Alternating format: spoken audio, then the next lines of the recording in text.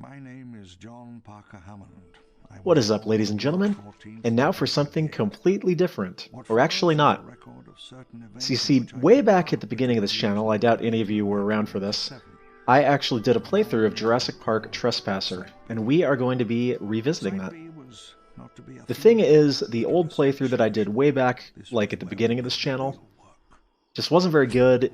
It was in 480p, the episodes would cut off at random points because the YouTube upload limit was shorter back then.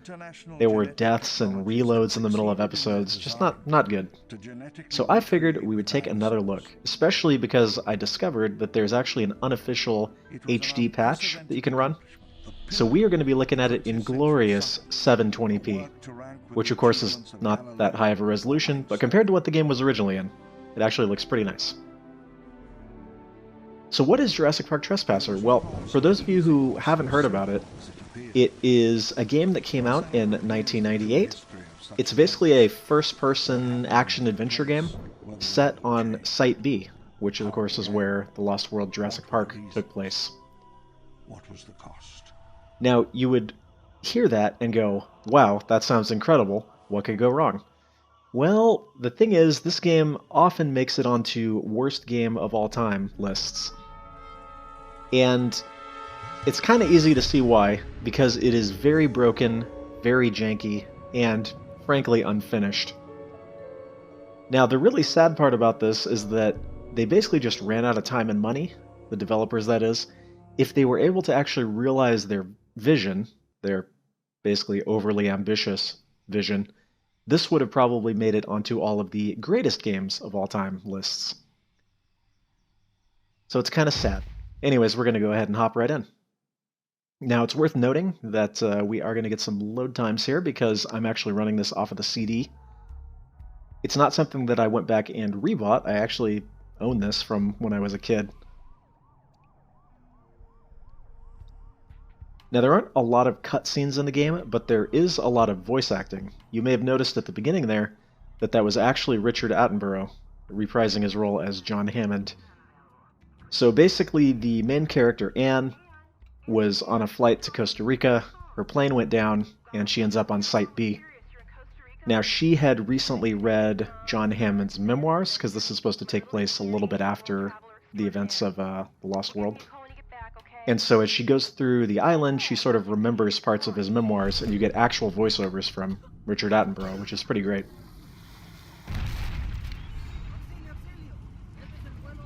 And here we go. The plane is going down.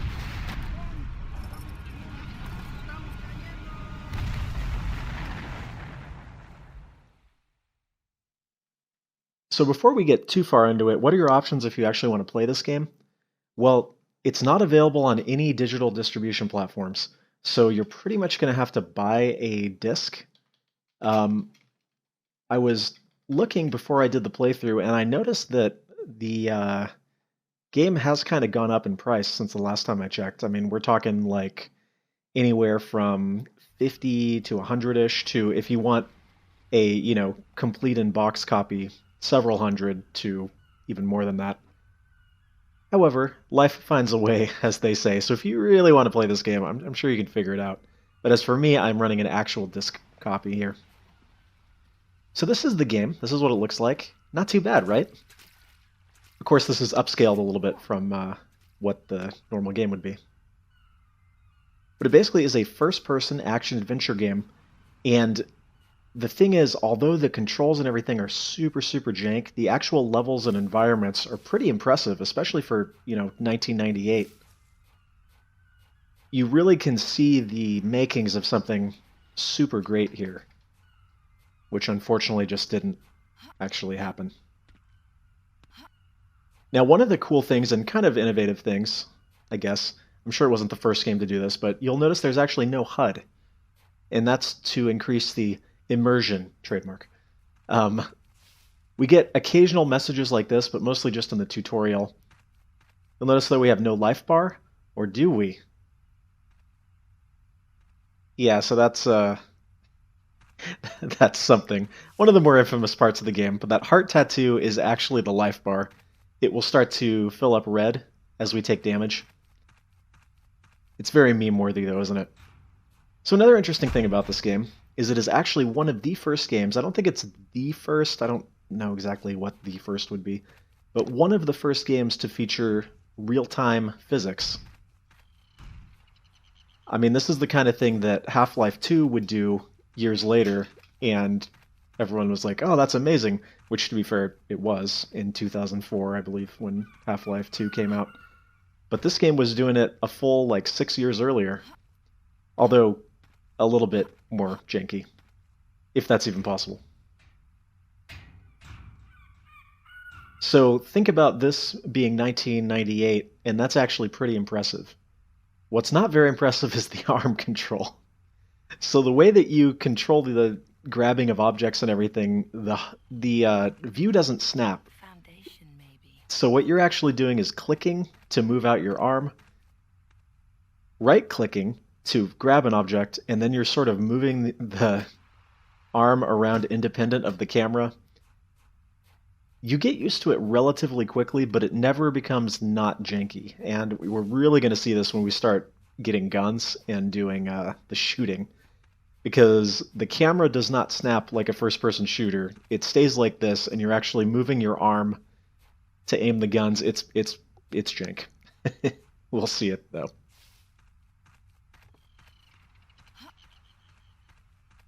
Now that's the negative, but the positive is these levels are actually pretty massive, especially by 1998 standards, but even by today's standards, there are linear parts and not so linear parts.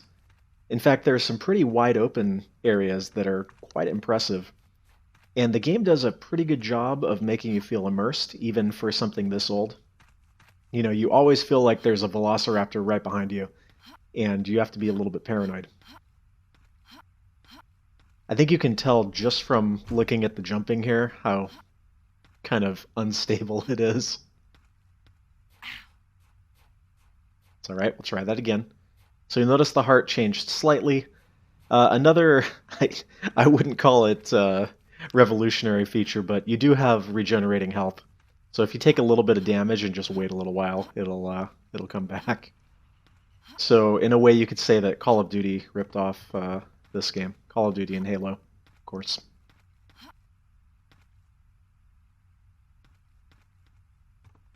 Now, unfortunately, as we go through, you will often get stuck on objects as you jump. It's pretty poor in terms of the collision sometimes. But for me personally, I can overlook all of this just for the atmosphere and how interesting the actual level design and everything is. Beautiful here. Must be one of the offshore islands. Cocos. One of the Cinco Muertes, maybe.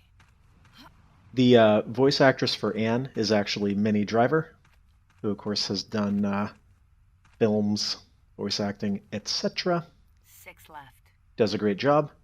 All right, so let's try the guns. Keep it steady.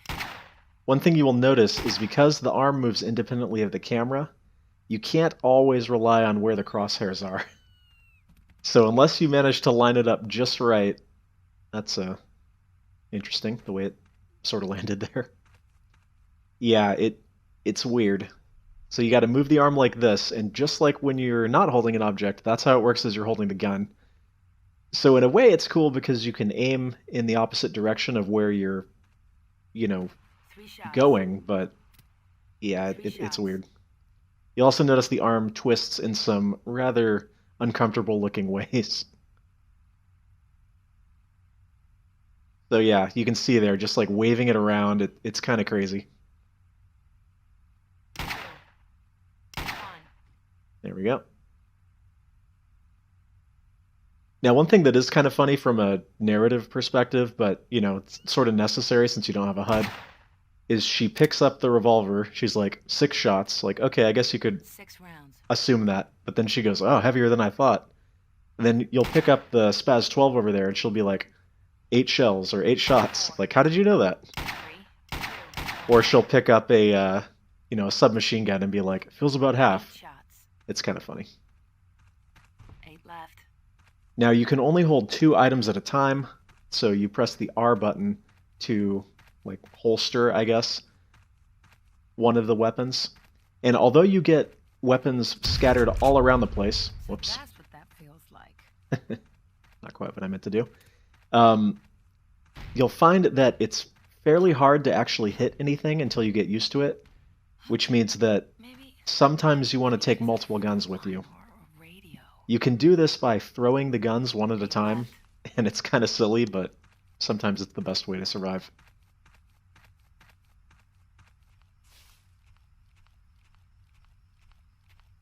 So we'll get a little bit of John Hammond here. Engine. Some kind of... Wait. Uh-oh. International Genetic Engine. Technologies. That was the company from the dinosaur trial. After the trial, that old guy, John Hammond, wrote a book. He said it was somewhere in Central America. My name is John Parker Hammond. I was born on March 14th, 1928. Oh, no. Oh, God. This is Site B. Yes, it This is. John Hammond's Lost World. So you saw some interesting collision there with the rocks, and unfortunately that kind of stuff will happen.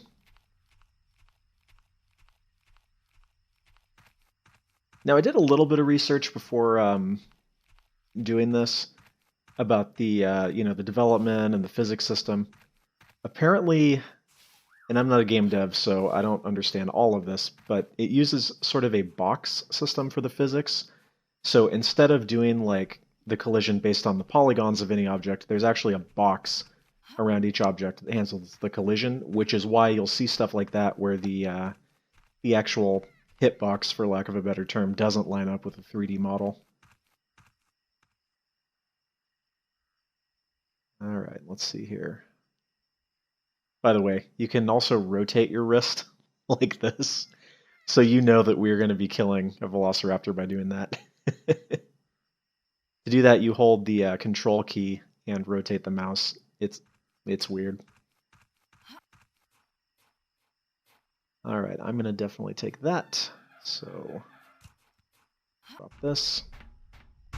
Around 10? Around 10? Now, I practiced this a little bit before doing the playthrough, so some of the jankiness is going to look not quite as bad as it actually is. Not to say that I'm some expert or anything, but the first few times that you go through this, it's going to be a little bit of a struggle. Especially when you have to start shooting things. Well, look at this. Brachiosaur, oldest of our recreations by 50 million years. The only true Jurassic native. Oh, man. He really did it. Now that is an incredible smell. You see, it's all ooh, ah. See, that's how it starts. But later on, there's running and screaming. We're going to try and work in as many Jurassic Park quotes as we can. In May, the rains came. The smell of the jungle. Now, the dinosaurs, I mean, they're honestly fairly impressive, even though, again, they're low poly, the texture quality is not great. But you do get a sense of the scale of the... I saw that. You get a sense of the scale, despite the physics errors and stuff that we get. And the velociraptors that we're going to be encountering shortly are fairly intimidating. I knew all along this was a stupid idea. Although they are very, very janky, just like everything else in the game. And who? Now, one thing that is kind of interesting about the way that the AI works in the game is that nothing, well, several things are actually somewhat scripted, but the majority of the AI is actually not scripted.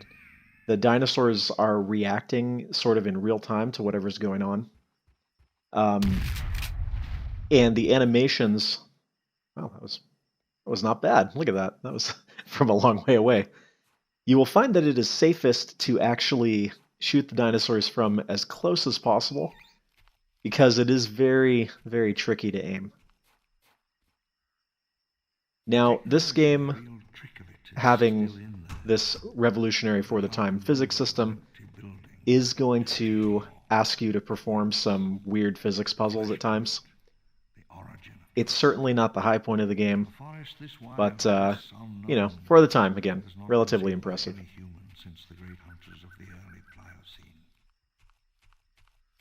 Now, going back to the AI, unfortunately, this is another case where things sort of got cut off and were unable to be finished by the time the game came out. The game was actually designed to have dynamic AI for every single dinosaur. The dinosaurs would get hungry, the dinosaurs would get angry, the dinosaurs would have various different emotions, for lack of a better term.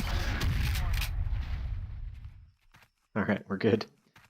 And based on what, you know, their various attributes were, hunger, thirst, you know, how they were agitated, they would behave differently. You would have dinosaurs that would go out and dynamically hunt when they got hungry. You know, if a dinosaur wasn't hungry and wasn't angry at you, it might just leave you alone, or just get angry if you get too close to it. And most of the stuff did not, unfortunately, make it into the game.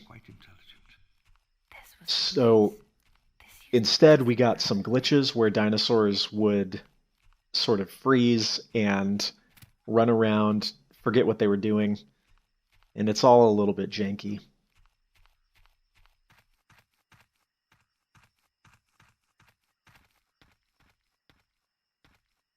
But again, you can imagine a system where you had this sort of open world and dinosaurs, you know, decided how to act in real time. That would have been pretty cool. Okay. We're actually going to go through 2 levels in this first episode because this first level is relatively short. An InGen research facility. For centuries, mankind has wondered about the dinosaurs, the largest land animals ever to have lived. Now, thanks to breakthrough technology.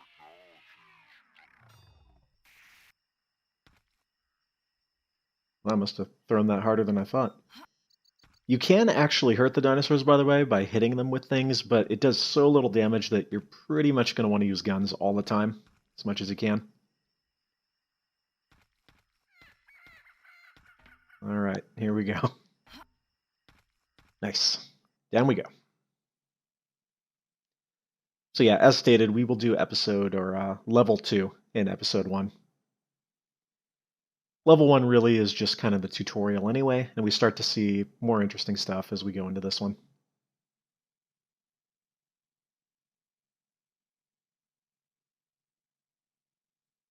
And of course, because this is loading off a CD, the loading time is relatively long, especially for something this low res.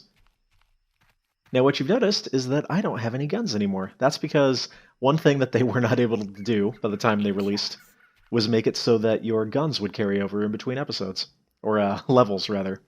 So every time you start a level, you have to go search frantically for a gun before a Velociraptor gets you. Fortunately, however, they usually place at least one gun right at the beginning of the level. I almost didn't write it down. But not always, as we will see.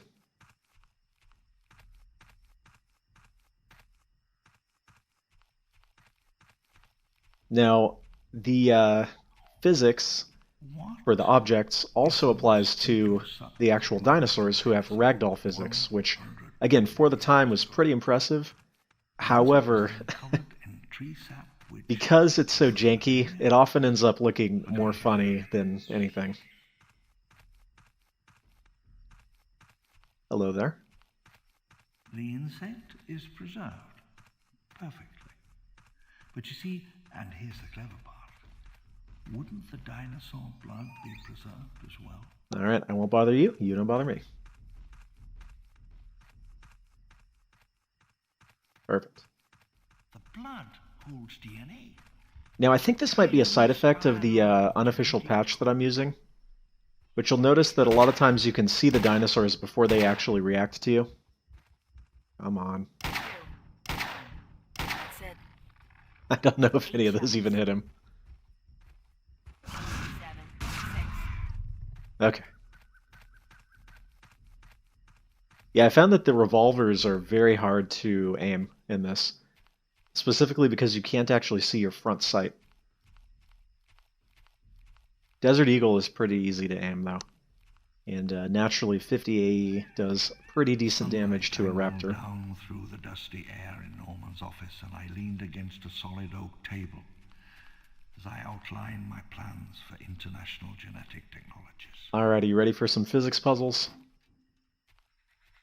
Okay, 6 left. let's try that again. 5. There we go.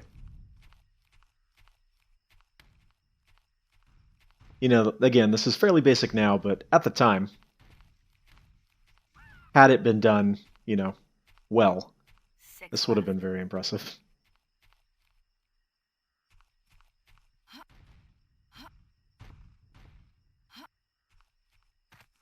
You know, another thing that makes sense from a gameplay perspective, but is kind of funny, if we were looking at lore or realism, 5 shots. which is sort of what the game's looking for, so it's sort of a valid critique, is the fact that there are just The guns flowering of an laying ambition everywhere. 50 years ago. 50 years struggle. And we're talking like expensive guns, like Desert Eagles and HKs and that kind of stuff. Then again, Hammond did say that he spared no expense, so I guess it's to be expected.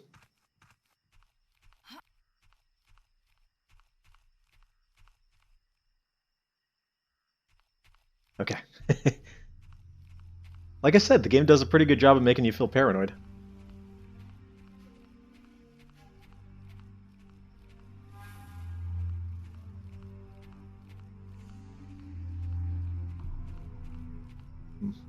InGen standard safari vehicle. State of the art. See if we can actually get this over the edge. Oh. Maybe? 5 shots.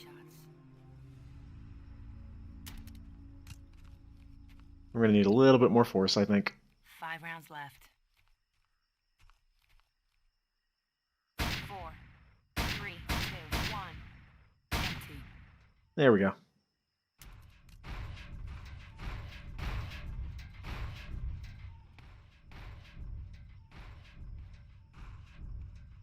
Worth it. Now watch me die. By the way, I guess I didn't even mention it yet. You'll notice that because of the way that the arm works, you're not able to actually two-hand any of these guns. So, like, we're just wielding a 12-gauge 6 shotgun, left. one-armed, like, limp-wristed. It seems like a good idea, really. Still, for somebody who apparently has never shot a gun before, 5, she does a pretty good job. 3. There we go.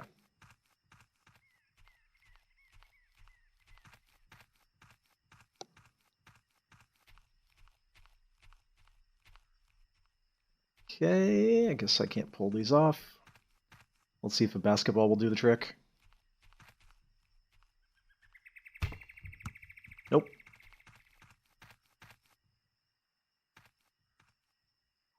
Eight left. Alright, we'll just do it this way. Only 2 left. Only 2 left. My bad. That's it. Looks like 7. See, she's able to just pick up a shotgun and know that there are 7 shells in it. How did she know that it wasn't 7 plus 1? That's what I want to know.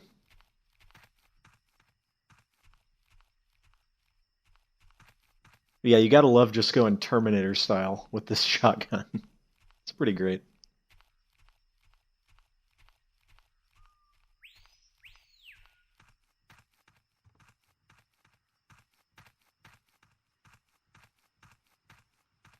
So, we're going to see a few instances of dinosaurs actually interacting. Unfortunately, because the AI didn't go as planned, it's not quite as amazing as it could have been. Let's go up this way. But you do actually get to see some instances of dinosaurs like fighting each other, sorta. That sort of thing. Like this Triceratops. Let's see if we can get the glitch to happen. Woo! Now sometimes I've actually seen him fly way higher than that.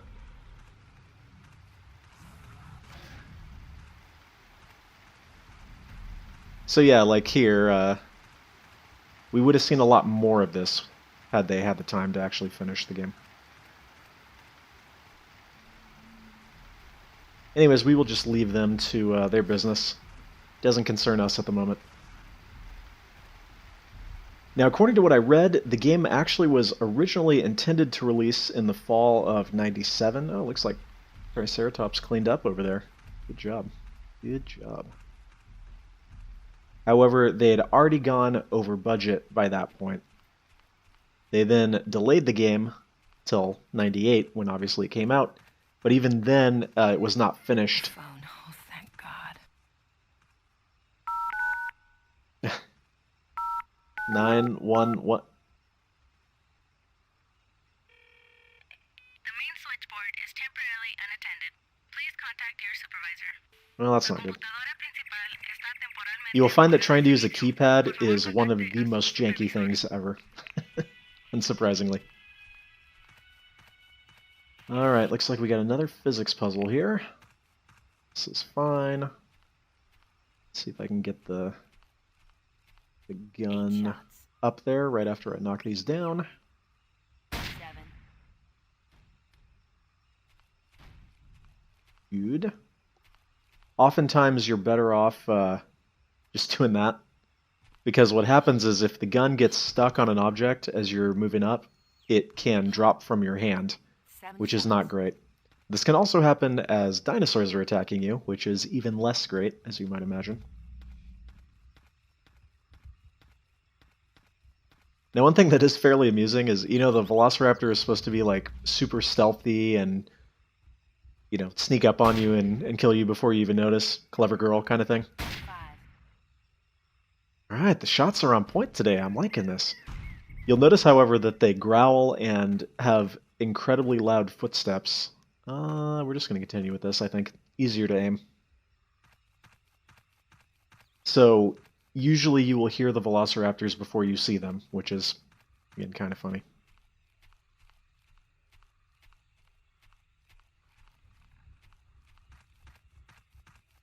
Now, I would be curious to see how this game would play if you actually were able to use your left arm. Apparently, this is, again, one of those things that you were supposed to be able to do, but it got cut due to time and budget.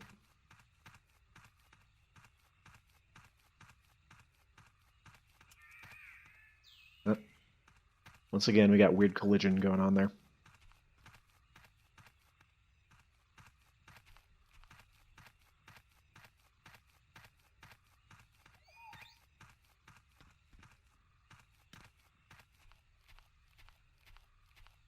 Level 2 really goes ham with the physics puzzles, doesn't it? It's okay, I suppose. What's kind of funny is because the collision is so janky, you can kind of cheese a few of the physics puzzles. But anytime you're having to stack boxes on top of each other, come on, then things get a little bit weird. Oh, still up there. 1. Alright, come on, I want that. Empty. Yep. Okay, 6 left. I'll try this. 5. There we go.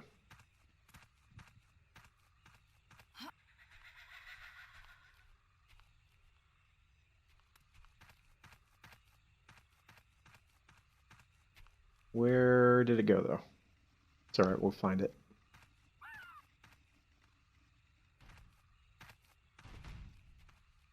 I think we can make that, right? Yeah. Sorta.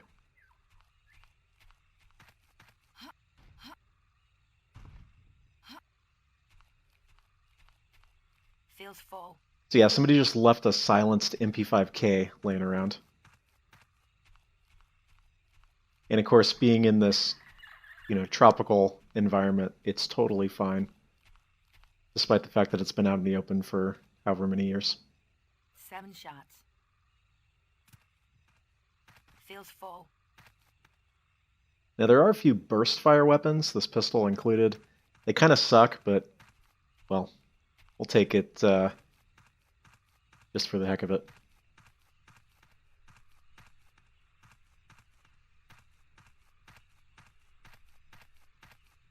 A lost world is a sort of scientific myth.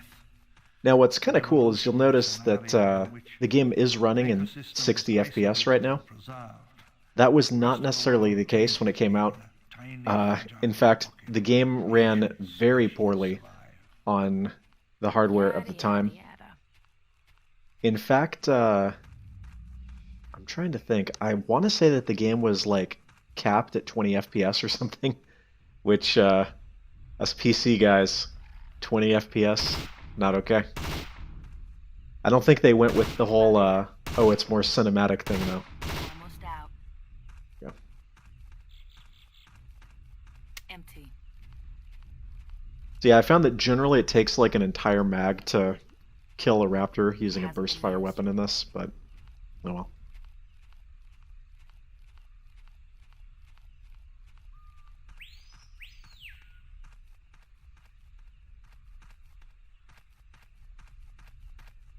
Now, one thing that I could see, I guess some of the reviews at the time said that the levels were overly large and kind of sparse.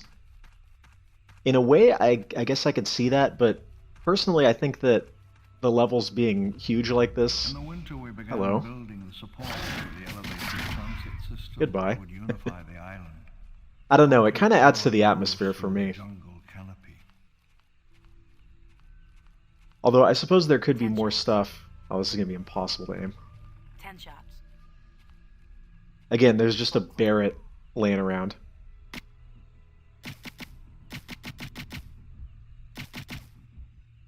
Nice.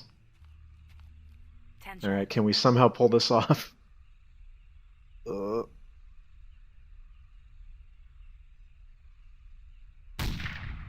okay, that was close, that was close. 7.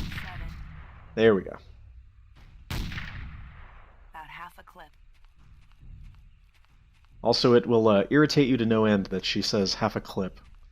However, given the fact that she's not supposed to know anything about guns, it kind of makes sense. Like when you pull out a shotgun and she says 4 bullets. It's okay, though. It's okay.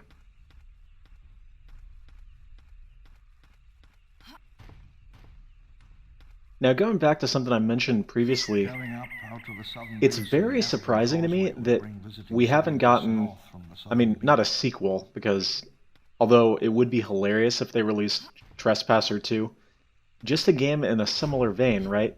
You would think that, ooh, careful. You would think, right, Well, that they certainly were serious making about a getting money first-person action-adventure Jurassic Park game would be like printing money. And yet, nothing. In fact, just looking at Jurassic Park video games, we haven't even had one in a few years, right? Was it Jurassic World Evolution? Was that the most recent one? And that's like a park builder. We had Jurassic Park the game, which was like a QTE narrative game. Lego Jurassic Park, maybe? Like, I don't get it. Why has nobody had the idea to make a first-person shooter based around Jurassic Park, or even just a survival horror game or something? Craziness. Now, there have been a few projects that I've seen of people trying to, like, remake this in Unreal Engine or something. And as cool as those are, let's be honest, most of those projects usually don't end up actually releasing. It's just such a huge undertaking, especially when it's like a hobby project, you know? I don't know. Somebody make it happen. We need a change.org petition or something. I don't know. It's a shame, though. It is certainly a shame. Well, we are ending, or reaching the end of episode 1 here. You'll notice they really want to drive home the physics puzzles here in episode 2. Which is fine, I suppose. The levels do get a little bit more interesting as we go through, although level 2 was a little bit more open. I'm just going to stay up here because, yeah, that raptor he's hungry, and he is hunting me. And I'm not interested in that, frankly. Okay, careful. Yep. One of my practice runs, I got stuck in the ground there, and had to, like, make my way forward at, 0.2 miles per hour until I finally got unstuck. It was good times.